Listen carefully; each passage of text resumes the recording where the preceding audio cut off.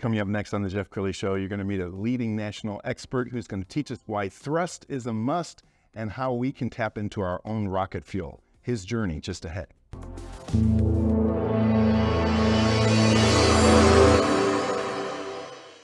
Many are predicting that the worst is yet to come, which is unfortunate, said one person here. Until now, they've enjoyed the reputation of being the nation's icebox. Watched a burglar in his home this morning by webcam. As a journalist of over 25 years, stories are what make my world turn. For live from the Dallas newsroom tonight, Jeff Crilley, Fox 4 News. But in 2008, I took the jump from my familiar life and started a PR firm from my home. We're talking about anyone with a camcorder like the one I'm using becomes a television network. We started slowly growing the company, and we now have over 100 clients, and we've branched into the world of live digital broadcasting. I now own 8 different TV studios and have a huge team, and the stories that I now get to share are sometimes the most important of my life.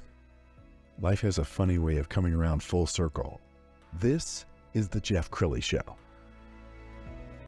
Well, we all face adversity, but you can let that define you or you can use it as rocket fuel. My next guest is Mike Ciorrocco. He's better known as C-Roc. Thanks for coming on the show. Thanks, Jeff. Appreciate it, man. Absolutely. And I love this man. I heard him this morning at Success Night Dallas. He spoke in front of 150 people at 7 in the morning, which is not easy to do, and just absolutely rocked the house. Thanks for coming on the show. Yeah, thanks for having me. I like hard things instead of easy things. It makes my life easier. So this morning was no big deal. I just, knew that it was going to be a little bit more challenging, and I just leaned into it, man. Well, we were blessed to have you, and you're certainly one of the top speakers that we've ever had at Success Night Dallas. I want to talk about your journey because you certainly have had adversity, and you told a story this morning about your father. Would you share? Yeah, so I don't remember my parents ever together, and, came from the broken home, child support battles, custody battles, then you add step-parents into the mix, and, there's a lot of chaos and confusion. When I was about 8 years old, my mom was moving on to her third marriage, and I decided to move in with my dad. I thought it was a new thing, new frontier, challenging, and I was a very self-determined kid. And I lived there for 3 years, and it ended up being not what I thought it was going to be. There was some abuse. There was a lot of fighting, a lot of conflict, and I know a lot of people can relate to that. So after a while, I started seeing other families and other kids. They were loving, things were going good, and I said, man, what I'm in is not ordinary. Something needs to change here. So I got my mom to file court papers, and eventually, after a couple weeks went by, my dad got the court papers delivered to him. I came home from school. The tension in the room was thick. I knew something was up. And Jeff, my dad was my hero. He had a masonry business, big forearms, rough hands. If he shook his hand, you knew he was a hard worker. And he used to carry a wad of $100 bills in his pocket with him. And us Italians, we don't carry wallets. We carry wads of $100 bills with rubber bands around them. And Northeast, right? And so I always looked up to him for that. He always showed me money, what money got. So he confronted me with these court papers and said, hey, it says here you want to move back with your mom. And I don't understand. We have everything we need here. You got trips. We go to dinners. You got everything you need. Your mom doesn't have it. She has men coming in and out of her house. Like, he just painted this picture. And I said, you know what? I've been through this before. I'm not discussing this. I'm going. He said, okay. So he takes the wad of $100 bills out of his pocket that I always looked up to him for. And he peeled one off and crumpled it up. And he said, here, you're going to need this when you're living on the streets with your mother one day. And I was about 10 years old at that time. And what went through my head, the first thing that went through my head was, what did I do? You get that moment of like, what did I do?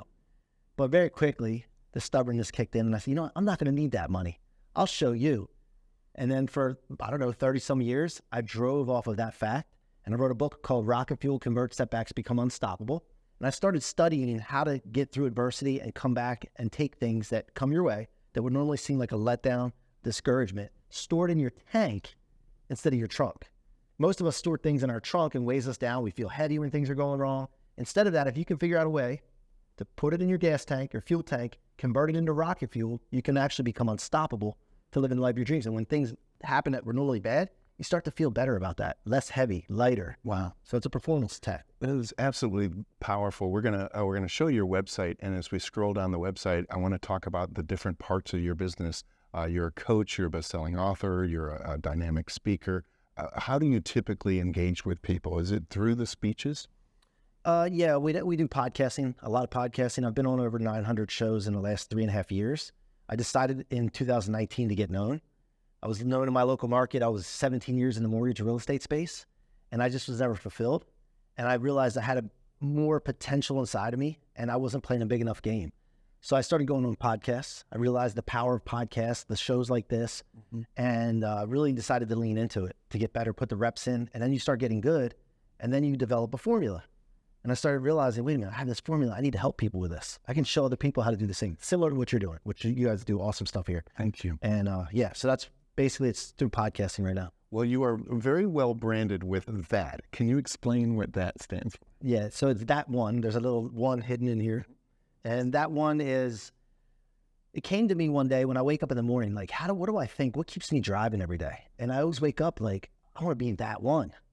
Now, it's not always the best, but it's that one. It's a unique thing that people, that one guy, that one coach, that one that one business guy. So I said, you know what? This is a good brand, and this brand can go across many, many businesses. Jack Canfield, I think it was Jack Canfield said, I think it was him or Mark, said that if you can get a brand and you develop a brand that can go on any industry, you got a good brand. And that's what we came up with. I had the logo made, and then the rest is history. Okay, I want to show your book cover, Rocket Fuel. I love the title because I think so many people need to tap into their own rocket fuel. What are some of the things that you talk about in the book? Well, I told my story that I share with you in more detail, but I also went on a journey of mentorship. And I don't know if it was a midlife crisis or not, but when I got into my 40s, I started feeling like I had untapped potential and I wasn't doing everything I needed to do for what I was put here for. I think we're all put here by an all-powerful God. And I think it's a disservice to not go and see how far you can take this thing. And so I started to realize that. I went on a journey of mentorship, studying people like Grant Cardone, Brandon Dawson, Warren Buffett, many, many other people. And I just started to realize I should document this process. And I did, because I was seeing such massive results in such a short window. So I put it all in the book. The journey's in the book. Talk about relationships, communication, business, mindset, performance, you name it. And it's impacted a lot of people's lives. Grant Cardone wrote the foreword, which is he never does that. Yeah. So congratulations. Yeah, thank you. All right, let's talk about overcoming adversity, because as a speaker, I mean, you survived COVID, and that was a time when suddenly every speaker on the planet had to go remote. How did you navigate COVID? Yeah, so that's when I leaned into podcasting. It was in 2019. I was just getting into it. COVID happened, and I was like, oh man, this is perfect. Everybody else is going to come off the road. I got a little head start. So I just started doing 7 to 10 podcasts a week, leaning into it, reps, meeting people, following up with the people, learning and figuring out how to leverage the relationships. And what I mean by leverage, I meant to say this morning and I forgot in the talk, but most people say, what can I get out of this? I think about something different, and it's, what can I give into this? And that changed everything. Giving in. And all of a sudden, the people that I was giving to didn't necessarily give me things, but the people around that had resources started, and it's a cycle. And it just amazed me how that works. So through COVID, through the lockdown, I did podcasting, and I also did another thing, which I talked about this morning, was I started DMing people on Instagram and LinkedIn and setting up 15-minute calls with them just to connect. And I got a framework around that as well. But I leaned into that so much where I was doing 30, 40 calls a week. Do you ever have self-doubt? Because to me, I mean, this is the ultimate alpha male. Do you ever have self-doubt? 100% I do. Last week was actually tough. I have this agency we're working with, helping people get on podcasts, entrepreneurs, speakers, coaches, and getting them on a live podcast booking service. And, we have up and down months right now still. We're in that startup phase, a year and a half old. And I want to go faster, quicker, and I'm impatient. And so when it's not moving as fast as I want it to, or we have a stretch where the dollars aren't coming in like they were, I start to think, like, what's going on here? Am I doing the right thing? I start asking these questions. But what keeps me going is I always remember that the 500 plus interviews I've had on my show, all the folks, the common thing they said is perseverance. We've all gone through it, perseverance. And I just keep reminding myself of that. Wow. Well, I remember we're both fans of The Last Dance, Michael Jordan's last season. And he, much like you, used adversity. And I remember, I forget which player forgot to shake his hand as they were getting off the court. And he says, okay, that's it. What can we all learn from people like you and Michael Jordan? Yeah, I think what I want to say, this lesson is like one of the most recent lessons I've learned. And with Michael Jordan is, I don't think he puts his pride and ego above the mission. I think mission is the most important thing, and pride and ego are there to keep us safe, but sometimes people let that get out of whack and their insecurities step up, and then the mission suffers. When I state a mission, I want to accomplish the mission. It's the most important thing. So I think that it's important to make sure that you keep that ego in check, keep the pride in check. And that's what I've noticed with a lot of the greats is that they want the mission's the most important thing. Everything else goes to the side. No. He's such an inspirational figure, and he has just endless content on the web. I found one tip that he gave recently. Let's go ahead and roll that.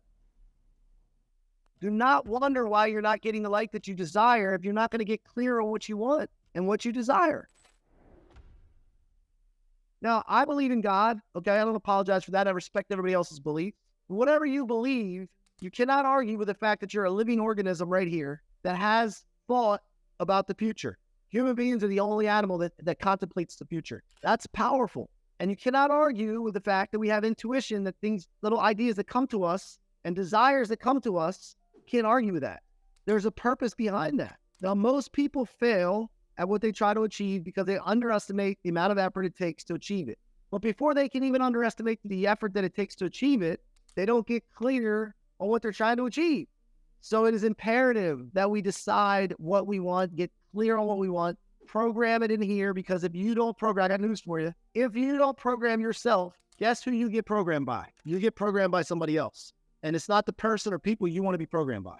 When I'm in Clubhouse and I'm sitting there listening in Clubhouse, I'm literally amazed at how many people allow themselves to be programmed by the media, by trends on social media, by other people in Clubhouse, even by the titles of the Clubhouse room. I'm amazed at it. And I can tell immediately who's programming themselves and who's being programmed. You're also very passionate about doing the right thing. Let's talk about that. Well, it's the right thing, the right way with the right people. All the problems I've ever had in my life have come from when I allowed the wrong people to stay in my environment for too long or be in the environment in the first place. And me being one of the first people to notice or to be the wrong person at the wrong time. I always focus on how can I be better every day? How can I work on getting smarter, wiser, more friendly, caring about people more, being a better listener. I work on myself, being more responsible, because I know if I do that, then I can expect that same thing from other people. Sure. And so we really want to focus on our, leadership starts with me. Everything starts with us, and then just letting that reverberate out. And so when I get the right people in my environment, I think everybody needs to pay attention to this. Right people in your environment, success. Wrong people in your environment, chaos. And you can't have success with chaos. I learned just before the show that C-Roc works with his son now inside his company. And I'm curious, because of your upbringing and the adversity that you felt, is your parenting style different? Well, it's different in the fact that I had a stepfather step in when I was about 11, and he was a disciplinarian. By the way, discipline, it sounds like a bad thing, but discipline actually makes you feel better. When you're disciplined, it makes you feel better. So I discipline my son. And I'm hard on him. And I believe at home, it's really tough. I question myself sometimes, am I being too hard on him? But then when I see him go out in the public and how he respects people and people have great things to say about him, it pays off. That's really cool. And what's it like to work with him in the business? Does he call you Dad or C-Roc, or what does he call you? No, he calls me Dad, but he's just learning. He's 17. He's learning about responsibility. He's learning about showing up. Not procrastinating. So I'm teaching him some of those basic lessons. Yeah. I have a show, and he's responsible for programming and scheduling my shows. And I told him I want it done Friday. And every Monday morning, he's like, where's your phone? Where's your phone? I need this programming show. I'm like, what do you mean? You're supposed to do it Friday. Wow. It's 2 weeks in a row now. So I'm teaching him show up, no procrastination, commitment, doing things you're supposed to be doing on time, deadlines, and so it's kind of fun, but I get frustrated, honestly, sometimes, just like any guy, father. But all right, we got about a minute left. So final thoughts. What would you like to leave people with? Yeah, I think the most important thing is getting around people that you can help, that fills your gaps and you can fill their gaps. And what happens when you do that and you create team, you can create process and systems that really exponentially grow your company, your mission, whatever it is. So I think so many people are afraid to ask for help, and they're afraid of giving up control. So for me, I want more people to help me. I want to give up more control so that we can grow big. Yeah. Now, I would say go Eagles, but I can't. I'm in Cowboy land. So We're in enemy territory right now. I hope we'll have some good contests this season. But thank you so much for coming on the show. We're going to end with his website, which is that1agency.com. Thanks so much for coming on the show. Thanks, Jeff. Great job. You bet. We'll see you next time.